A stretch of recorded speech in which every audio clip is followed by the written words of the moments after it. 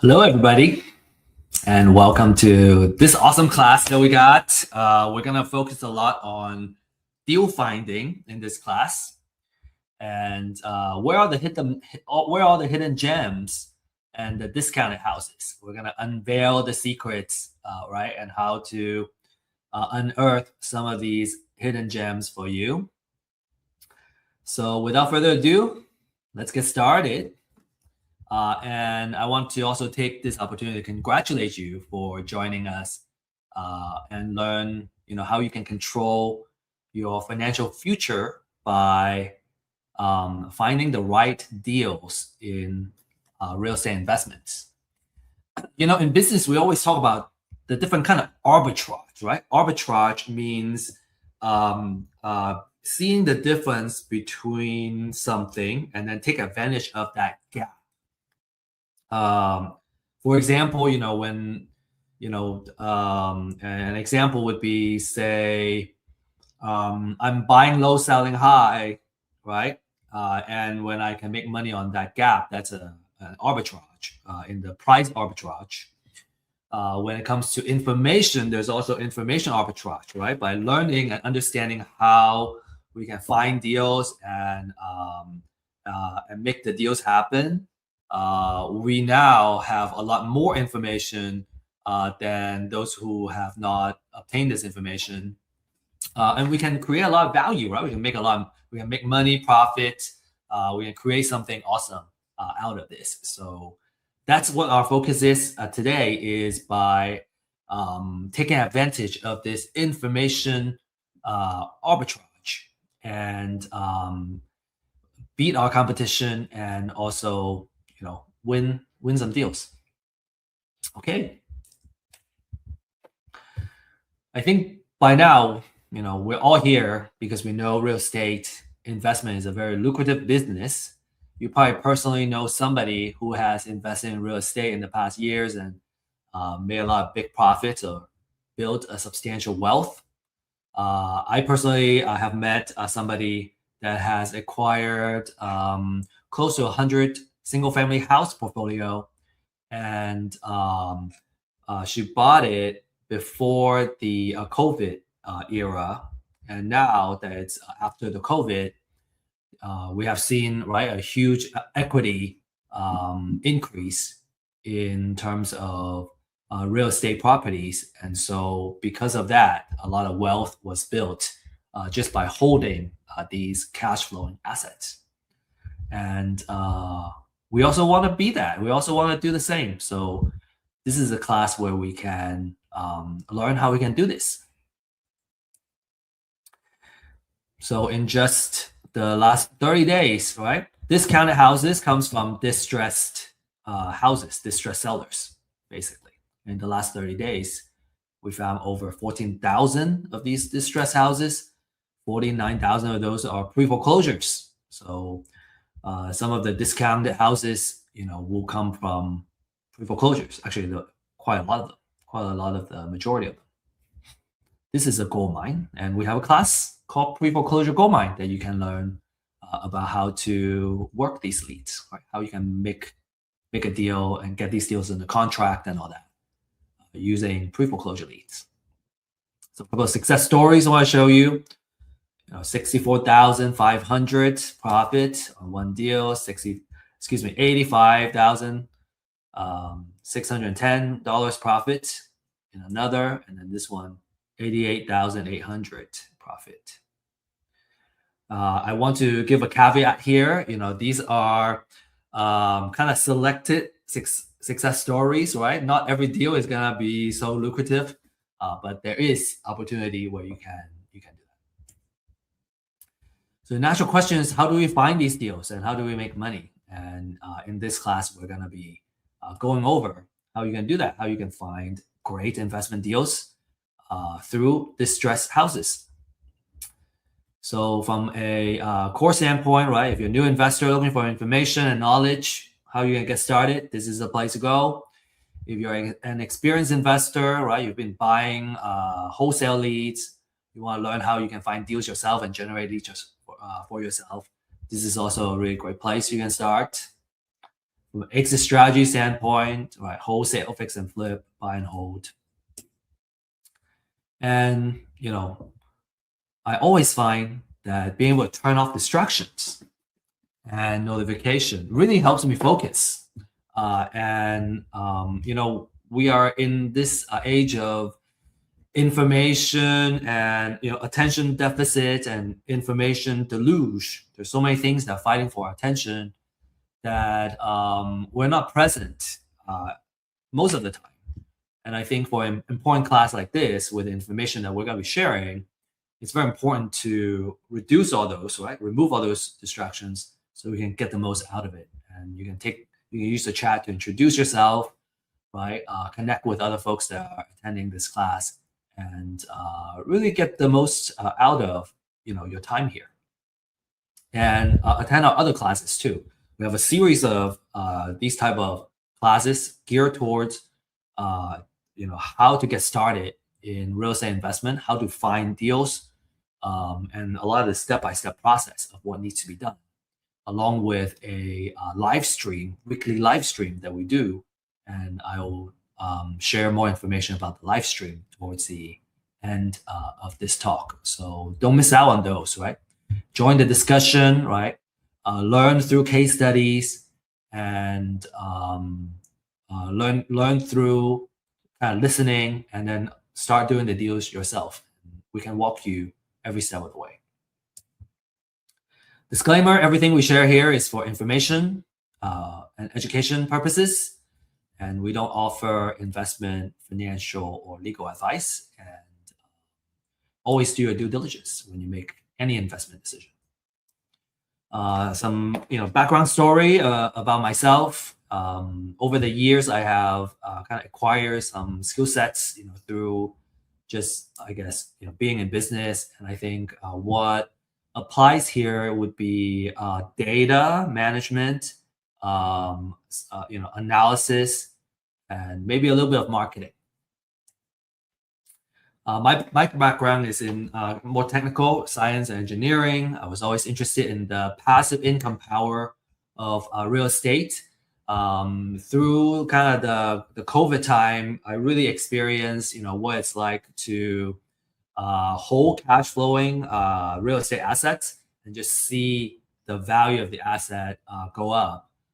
And so, a lot of the wealth got built that way, and it will continue to be built that way. So how do we hold more of these type of assets, and kind of ride the wave, so to speak?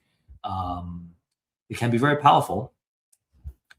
And the struggle, I think, and I think we see that too, is that number one, it's hard to find the information we need. Number two, it's hard to find good technology, apps, and all that to get started. And then it's hard to find folks that we can ask questions to, and mentors that we can go to whenever we have questions. And I personally had so many questions every single step of the way. Whatever the next step is, I had so many questions. I had to ask. I needed to find someone who can answer all those questions. And so just want to stress the importance of having mentors and coaches and people who can answer these questions, or someone who's in the same journey, and being able to help.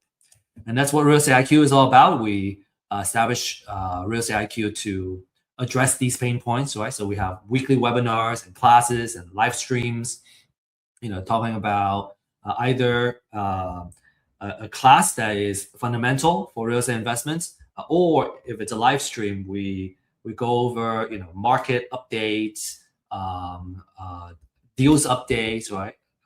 Underwriting of certain deals and case studies and all that, so we can kind of learn through real cases.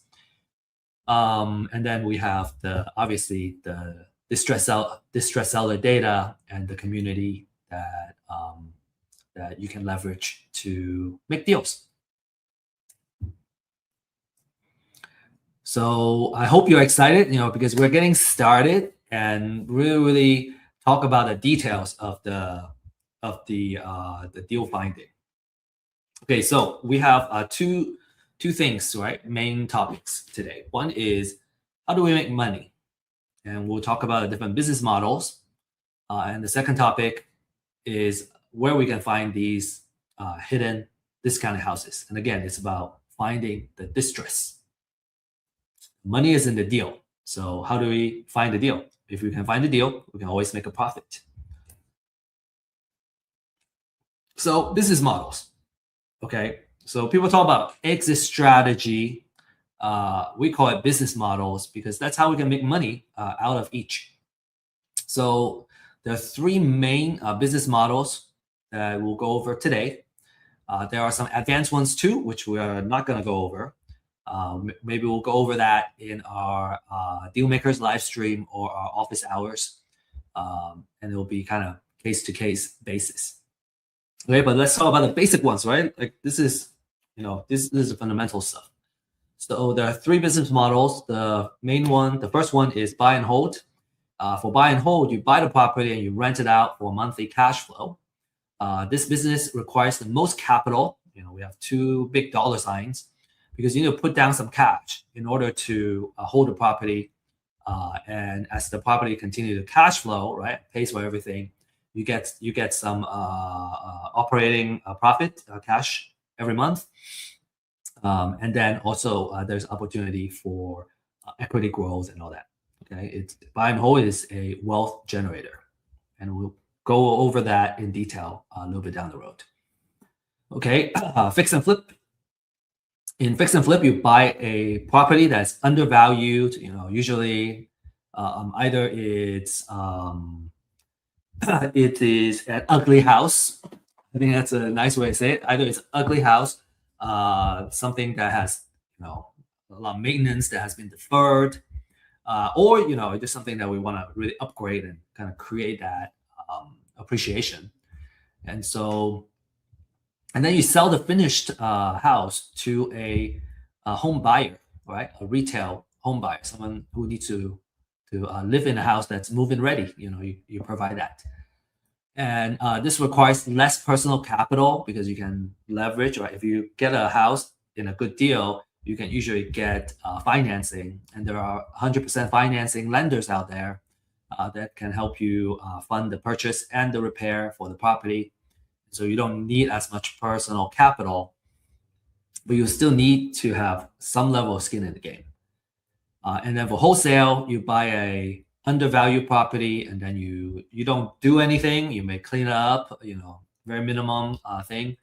And you sell it to a fix and flipper or buy and holder, and you do that for a fee. So an average wholesale fee is about $7,000 to $8,000. This is a popular strategy for a young person. If you don't have a lot of cash, because for wholesaler you don't need money to get started, and you can make $7,000 to $10,000 per deal.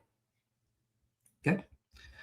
And so here we will go over each of the business models, and with the purpose of coming up with a distress offer. So assuming we already got a deal, right? How much do what's the right offer? What's the maximum amount that we can offer? It's called MAO, maximum allowable offer. Okay, so for buy and hold, we got to understand the 1% rule. The 1% rule basically says that our monthly rent needs to be at least 1% of the overall purchase of the property, which includes purchase and the repair. So in this example, if I'm paying for a house, right, overall, I'm paying for it, and it's $250,000 all in, we need to make $2,500 per month in order for everything to pay itself and still yield a cash flow. And the way we can come up with an offer is to go the opposite. So what we do is we run a market analysis. It's called comparative market analysis, CMA, on rental.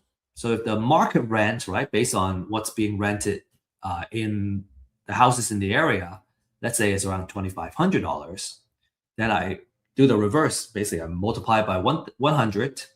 So I got 250,000.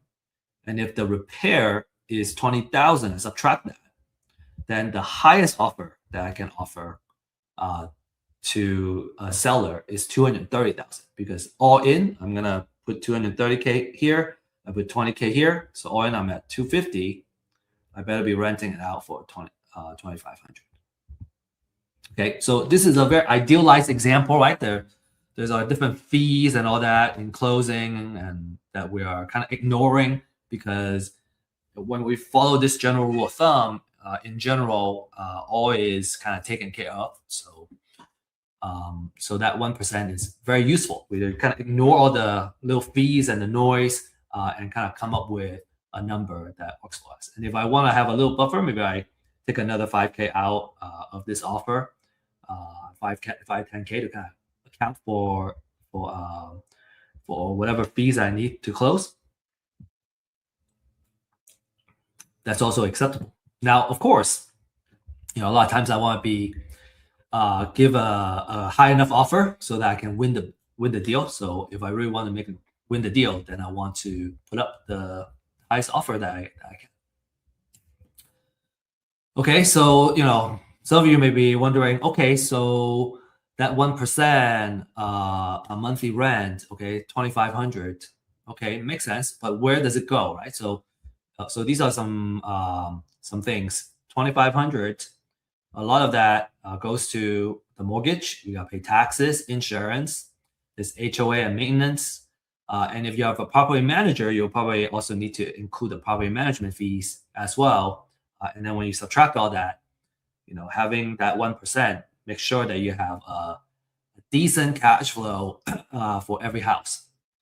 So if you kind of, as a landlord, right, this is how, let's say, one house, we make, say 500, right? Let's take off that 75. Every month we make $500 a month. If we have 10 of these, every month we'll make 5,000, which is 60,000 a year. And if we have 20 houses, right, that's 10,000, which is pretty good way to make income. And most of it is passive.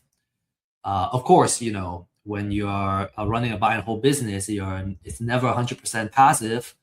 But if you're kind of looking at a way to kind of replace your income, it wouldn't take, it's not a full-time job to manage.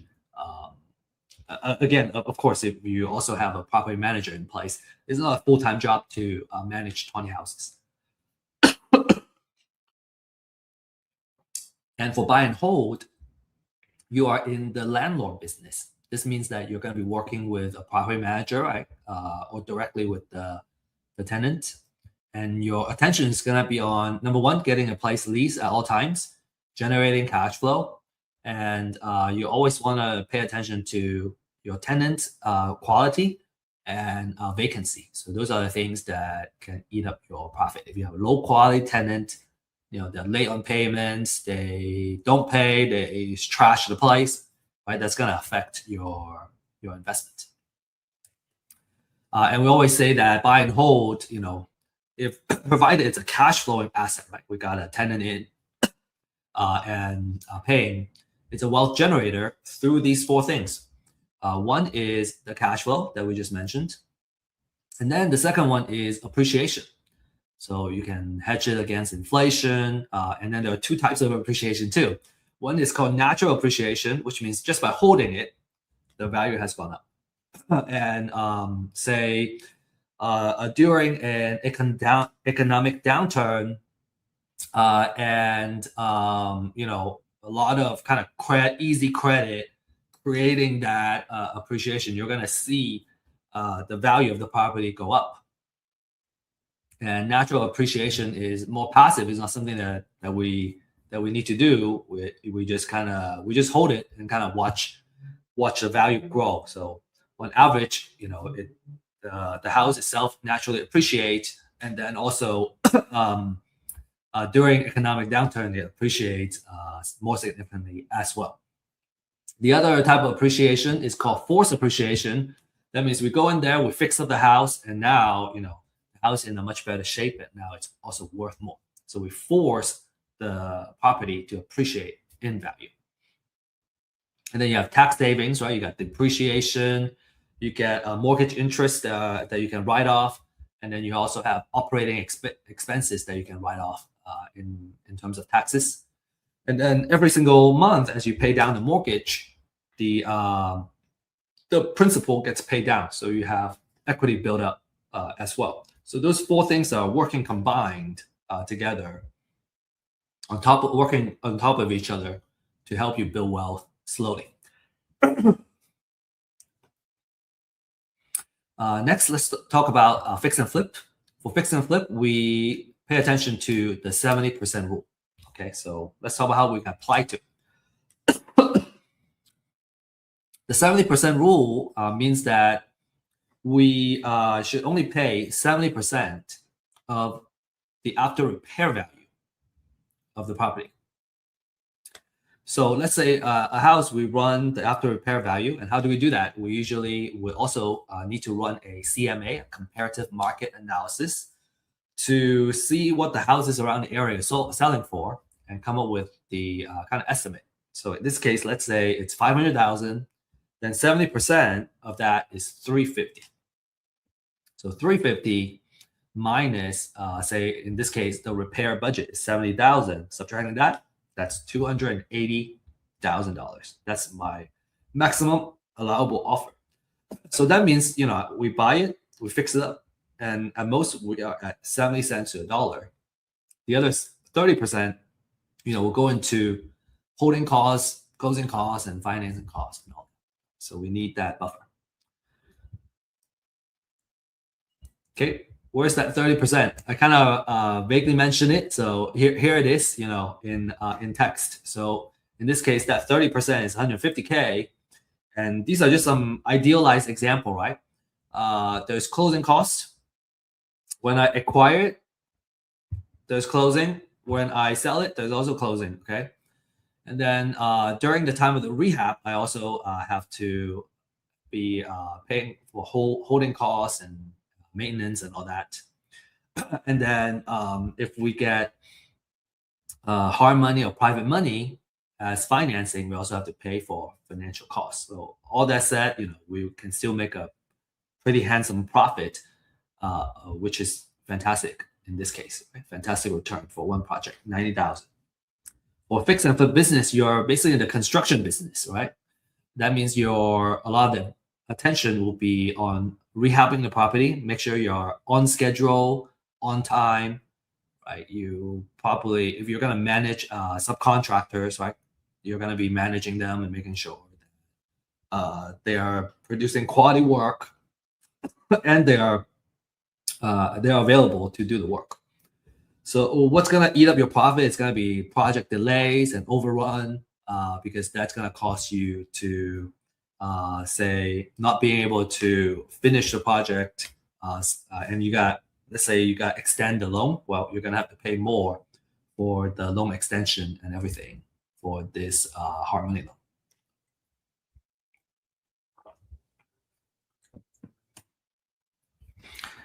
For wholesale, your target market, right? Your buyers are investors.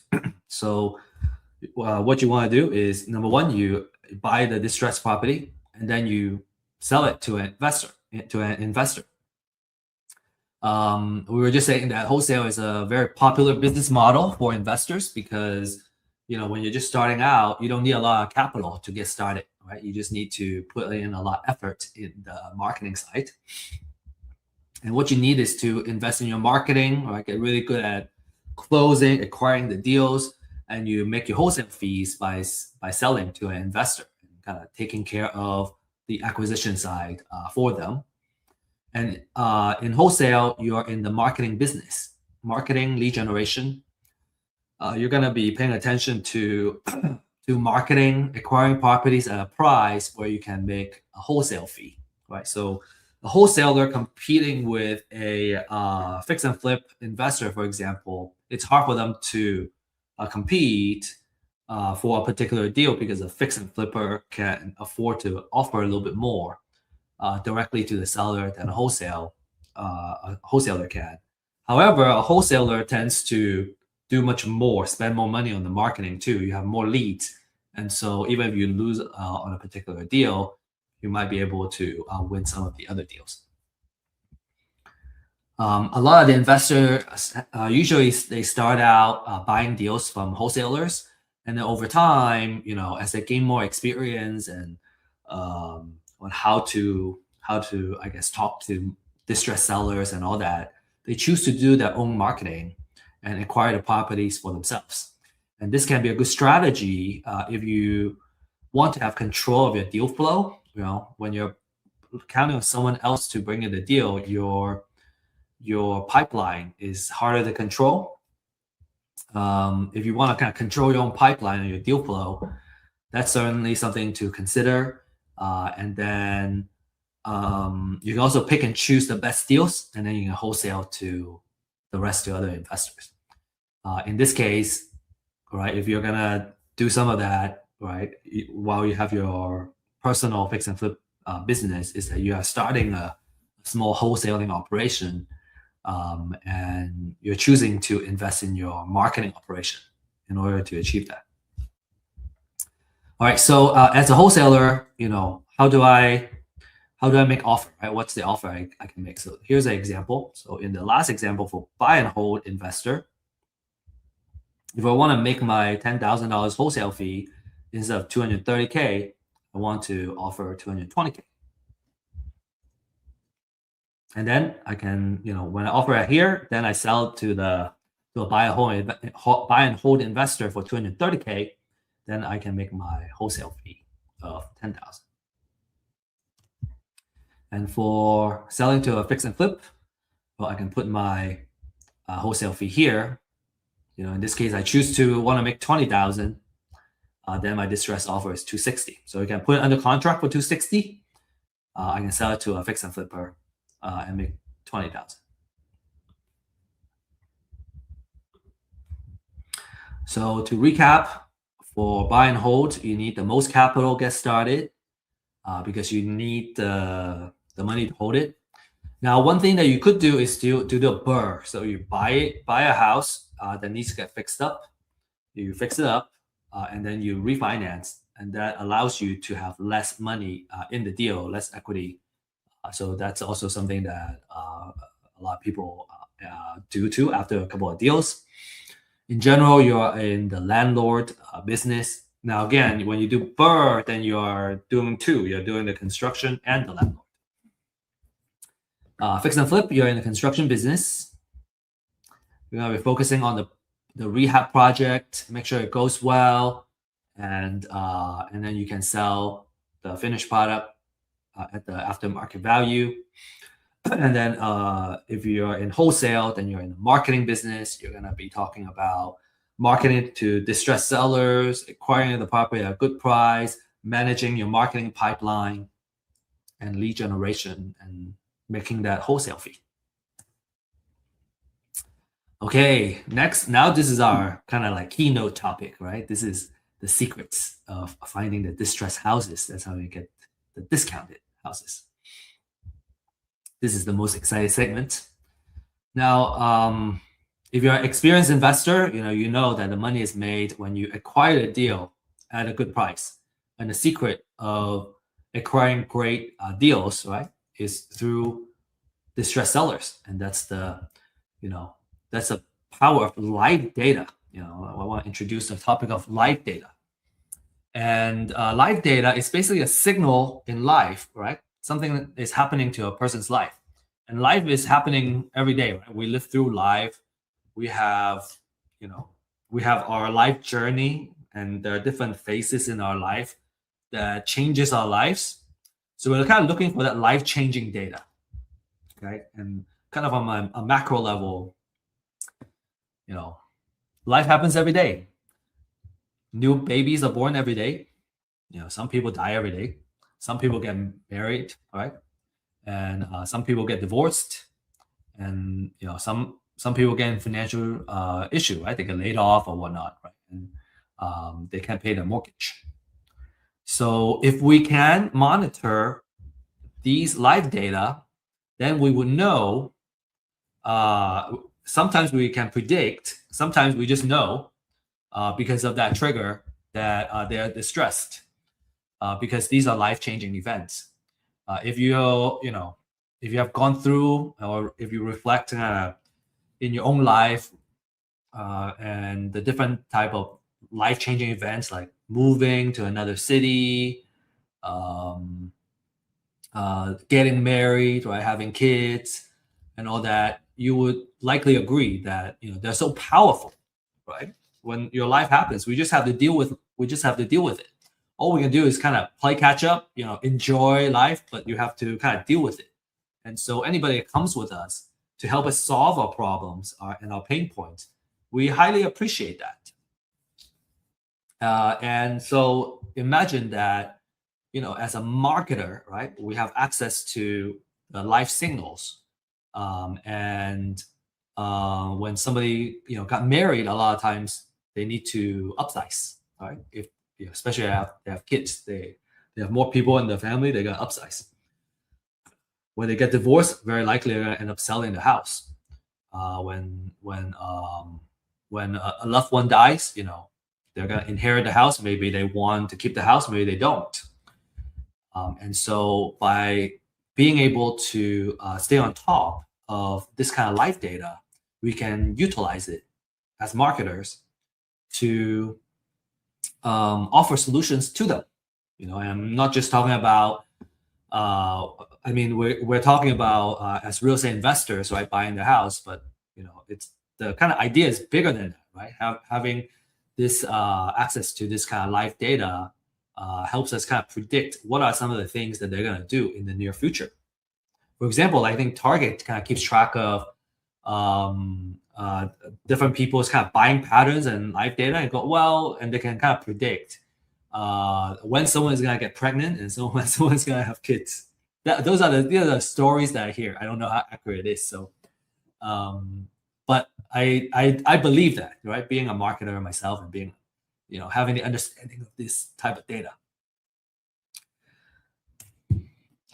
So to find people that are motivated to sell or distressed, right? We want to find the folks that are in some kind of financial distress.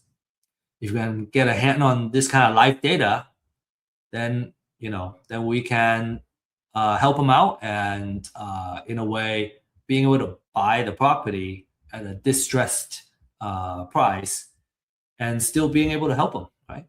And a lot of times they need to sell fast to get out of a bad situation. So real estate is not liquid, right? So if you need to sell fast, you're gonna have to kind of take a discounted offer. So let's talk about different types of distress, okay? And these are kind of the data that we can mine and we can focus on. Okay, the first one is a pre-foreclosure list, right? These are folks that are about to lose their house in an upcoming foreclosure auction. And many investors like to market to these distressed sellers because they tend to be in a more desperate situation, right?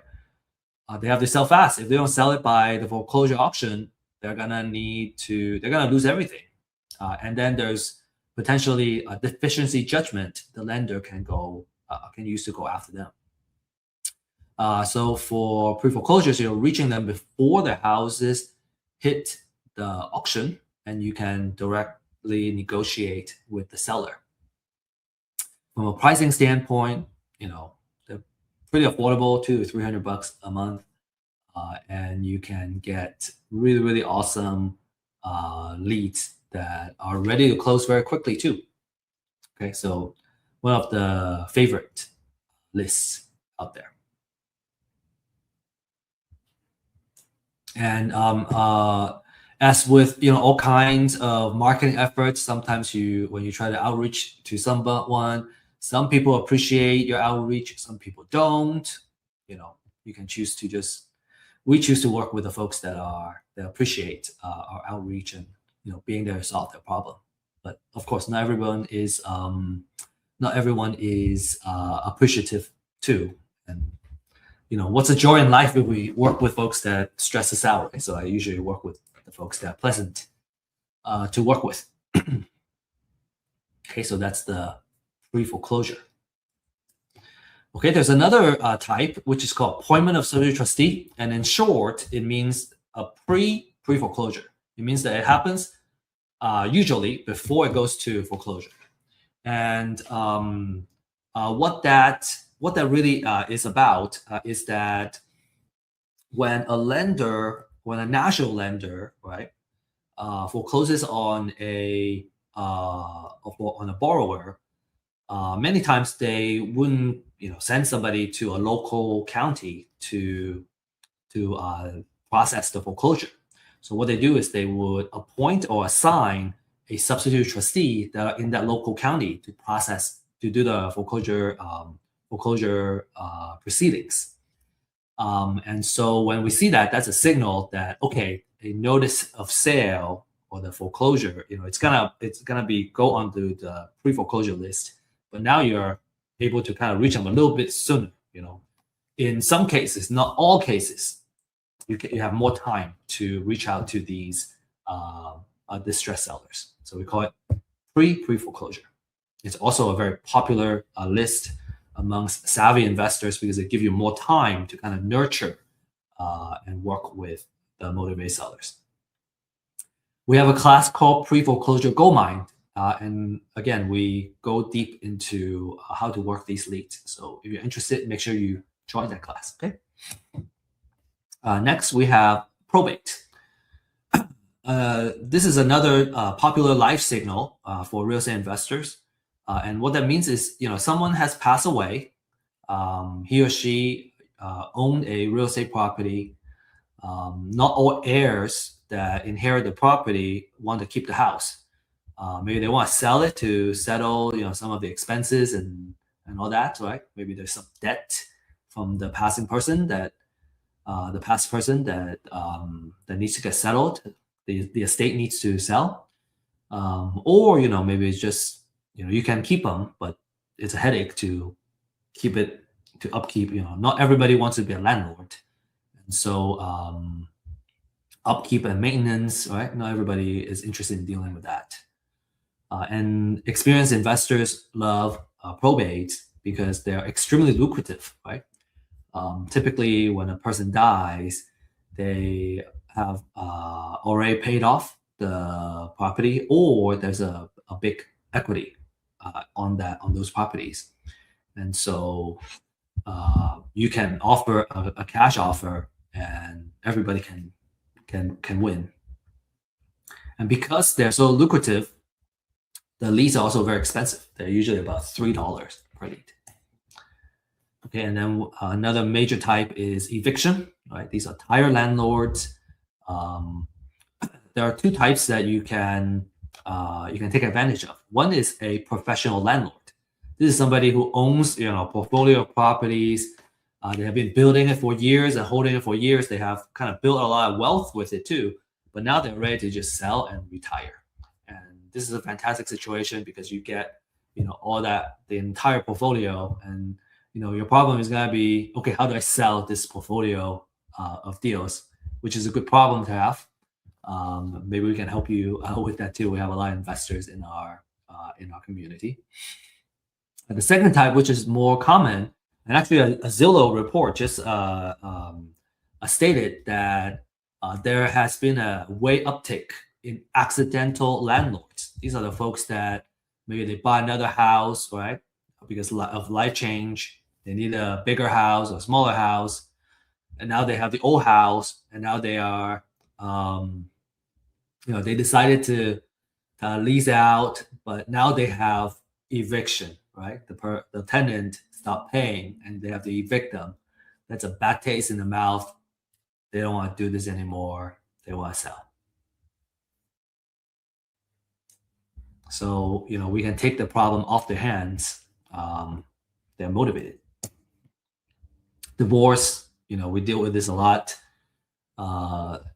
Maybe the court has ordered the seller to sell. Maybe you need to have cash to kind of pay off the ex. And that's also a expensive list, about $3 per lead.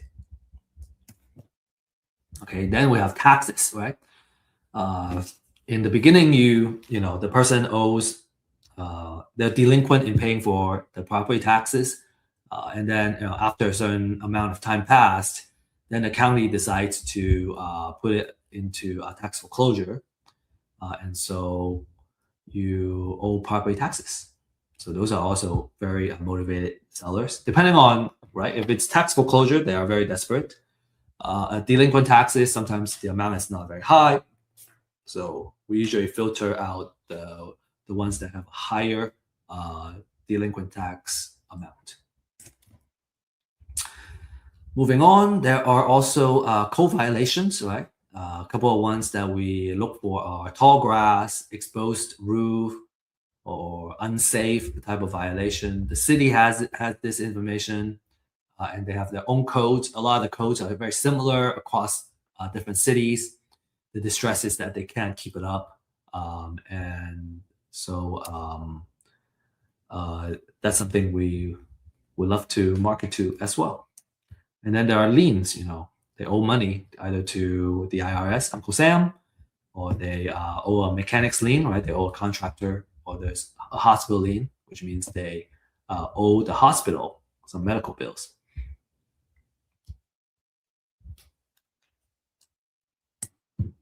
Okay. And an age-old question is, well, do I just do it myself, or do I buy it?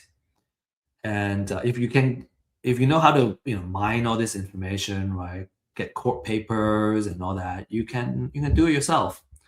I personally would suggest that if you have the time, you can learn how to do it. But if you're going to operate a business, you don't want to spend the time to do that. Usually you want to kind of outsource that so you can really focus your time and energy into the outreach, which requires a more kind of personal touch, talking to the distressed sellers and all that. You may want to do it just to learn how it's done, if you have the time, like I said. But when I'm running a business operations, I just don't have time to mine the data myself. It's much easier to buy it from a reliable source. So, but we want to share with you kind of the workflow, right? How do you do it? You go on for pre-foreclosures, you can look this up. Once you get a notice of sale, basically, all the information is on. A lot of the information is on here. Here's another example of the notice of sale. Now, what you have to do is you actually have to kind of aggregate the information. So the notice of sale has some information.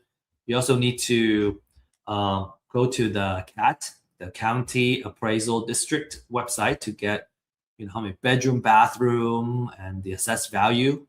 And then you also need to look at the deed of trust, right? Get some loan information to get the following. So you get the borrower's information, the bank's information, and address, all that. And then you gotta figure out the financial information. You can mine all that information. So all of this is available. It's just a lot. It's just a lot to do. And so it's much easier to outsource it. It's kind of our conclusion. Okay, probate, you can look up, go to a probate court and look that up. And these are the information. The decedent, is there a real property? Sometimes there's no real estate property there. And then, you can also kind of read the filing and capture all this information. Delinquent taxes, you can pay the county. So, all of this combined takes about 15 to 20 minutes of research per record, especially for the pre-foreclosure and probate. And it's just a lot of leads. I think it's just so much easier to use the data and instead of doing it. But that would just be my suggestion. Anyway, a quality list is gonna tend to have these type of information, and you want to pay attention to the update frequency and all that. The last thing is just kind of want to go over. A lot of folks would kind of look at the equity percentage as a filter. When you have all the information, maybe there's like 1,000 leads. Well, do I market to 1,000 people or do I market to 100 people? And you may have different approaches. Some people prefer to have a more focused list for driving there, door knocking, or doing outreach. And if you want to kind of shrink your list, you tend to kind of look at the address, right? What zip code makes sense for you, the equity percentage, and some people care about if there is already a loan modification or loan type, different kind of loan type in place. So you can kind of create, after you get this list, you can kind of filter it down to your own list, and then you can create a niche that you can dominate in because you specialize in that particular type of distressed sellers. So kind of already talked about that. The most important thing, I think, especially for quick foreclosure, is the freshness, right? The speed to the leads is very important. Okay, so we still have some time, so I want to use this time to share a case study with you. And this is a property that we acquired in Mart, Texas, which is about 20 minutes from Waco in Texas. And the owner owed about $3,500 in mortgage. Right, so he was behind in the payment, and we were able to reach him. He said that the house needed AC fix, septic system, new paint, and we estimated the rehab budget to be about $30 per square feet. He owes $105,000, and it was a price for $365-ish, and he wants $230,000 to $240,000 as an offer. And what was interesting is that this house, it has 20 acres of land attached to it, and the land is in the opportunity zone, which gives favorable tax treatment on capital gains. And so that was kind of intriguing for us. So when we evaluated this, right, we used the 70% rule of thumb, and we decided to offer $215,000. Okay, if I were to wholesale it, I would take $10,000 off of this and try to make $10,000 of wholesale fee. So these are some before photos, right? The gate going in, you gotta go in quite a bit, and then there's 20 acres of land, as you can see in here. This is what the kitchen looks like inside. There's a kind of big area. I don't know if I would call it an island, but this area is kind of dividing the kitchen from the rest of the living room. And then we have some photos of the bathrooms, bedrooms. Okay, and then we started, we acquired the property, and then we started improving it. So phase one is called a demo. So we rip everything off. You're gonna see a lot of activities and a big change, right? You're ripping off the carpet, you're ripping off everything. Okay, so that's what these looks like. And then phase two, started working on the outside, and the inside already got ripped off. Everything got ripped out, and we painted the interior. First coat or first two coats of paint.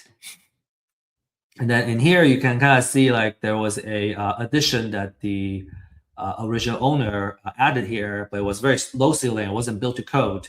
And at first we thought, okay, maybe we can use the additional square footage, but it turned out to be too expensive to bring it back up to code. So the decision after that was to remove it and change the entryway into a window.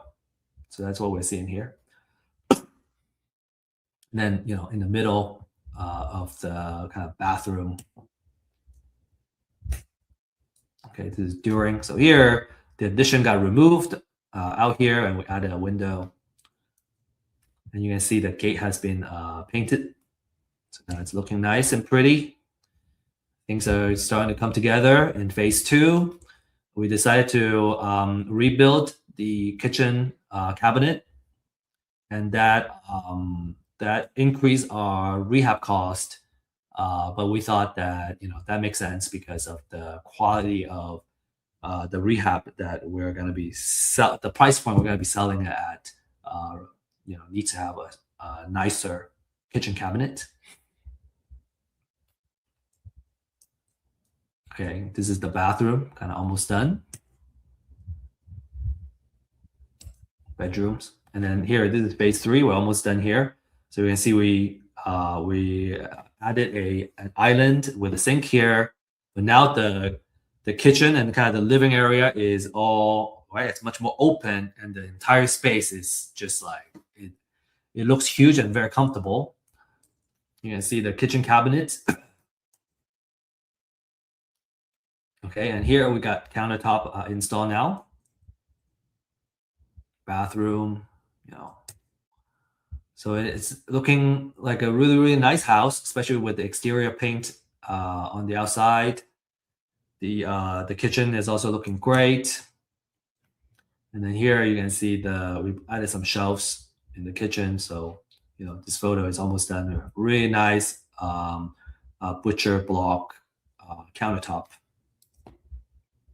These are some photos of the bathroom, also looking really great. So all in all, financial wise, we leverage hard money and private money to acquire the property, and kind of next step is either sell it at 500K or refi. And I think kind of now what we're looking at is, what if we sell the house with 3-4 acres of land, and then we keep the rest of the acreage, and because of the opportunities zone, and do more out of it. Okay, so I hope that's an exciting case study here for you. Just kind of the whole way, right? Not just how to find deals, but what we decided to do. Always find these kind of transformation really, really interesting. So I hope you enjoyed it too. So to recap, we talk about how you can make money in each of the main business models, right? Buy and hold, fix and flip, wholesale. The different types of distressed sellers that you can reach out to and where to find them. We also went through a case study of like kind of how exactly we found that distressed seller, the type of distressed seller it was, and then acquiring the house and actually, improving on the house. So, by now you're probably asking, okay, how do I get started? Okay, if I want to kind of start going, well, this is what you should do. Number one is you need to get a pre-foreclosure list. The more research, the better. You can also ask for other type of lists, but we recommend the pre-foreclosure because, there are so many foreclosures that are happening. We're seeing a trend of more foreclosures happening as well nationally. So you can get first-hand data, right? Freshest data available, and on the market, we're talking about $200-$300 easy on a monthly basis every metro, and we are offering this very disruptive pricing that's not gonna last for a very long time. And so you can scan this QR code to schedule a time and sign up for it. But the data is not enough. You kind of need someone who can walk you through what needs to be done. So you want to find a mentor, coach. We have a deal accelerator program. If you're interested in getting someone to hold you accountable and help you form the right habits, right, to really find success. And there are also other coaching programs that we will recommend as well. And then when it comes to houses that we're about to acquire and we need to do more due diligence, a title search may make sense. We also offer this title search as well. Between 40 to 75 per property, depending on how many properties you have. Okay, so a lot of successful clients, right? Jordan got 2 deals in his first month, and this is a really cool way to kind of demonstrate, right? The deals. First deal he made 55,000, second deal 5,000, but I would be happy with 5,000 on the deal too. Salvador made $30,000 in his first deal, and more are on the way. And Ismail has kind of created a machine on creating consistent transactions, and the last 10 transactions he made $80,000. So if you want to be one of them, you can again scan this QR code and ask for a consultation, and we'll show you what the data looks like. And then you should also attend our Deal Makers live stream, which is this QR code, where you can learn about the most recent deals that we've been working on. We have deals updates. We have the underwriting, right? Some leads that we've been working on, how we underwrite and how we decide to come up with the offer. There's also market updates, right? So you can stay on top of the current trends, and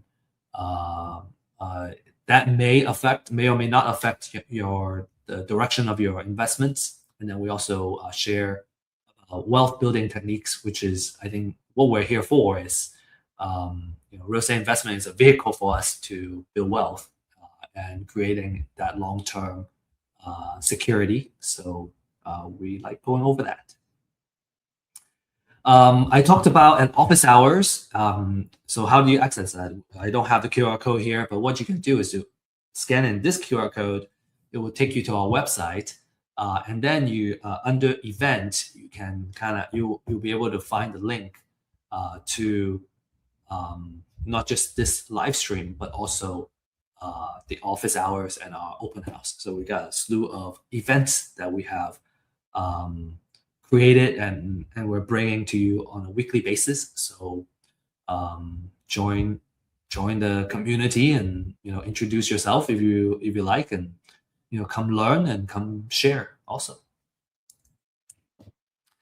Now, with that said, that's what I have prepared for you today. I hope you enjoyed the talk. I certainly really enjoyed being here, and thank you, and best of luck, and happy investing.